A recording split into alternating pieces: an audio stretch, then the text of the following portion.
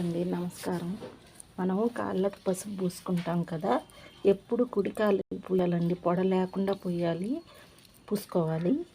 మనం పూసుకునేది ఒక్క రోంత కూడా పొందకూడదండి. పసుపు కుంకాలు ప్రతిరోజు మనం ఏదో ఒక విధంగా నుదుటిన పాపట్లో కుంకుమ పెట్టుకోవడము, కాళ్ళకు పసుపు పూసుకోవడము, చేతికి గాజులు, అవి మన ఐదోతనం కదండి. ఎప్పుడు ముందు మనం కుడి కాళ్ళకి పూసుకుంటేనే మంచిదండి.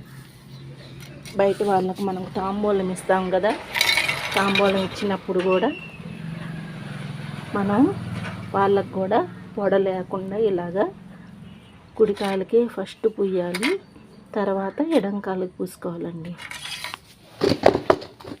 ప్రతినిత్యం పూసుకుంటే మంచిది.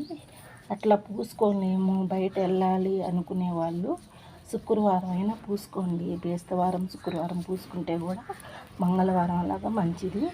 వాళ్ళు పూసుకుంటుంటే బొటన వేలికైనా ఉద్యోగస్తులు అలా వెళ్తారు కదా, పెళ్ళైన వాళ్ళు ముత్తైదులు బొటన వేలికన్నా పూసుకోండి.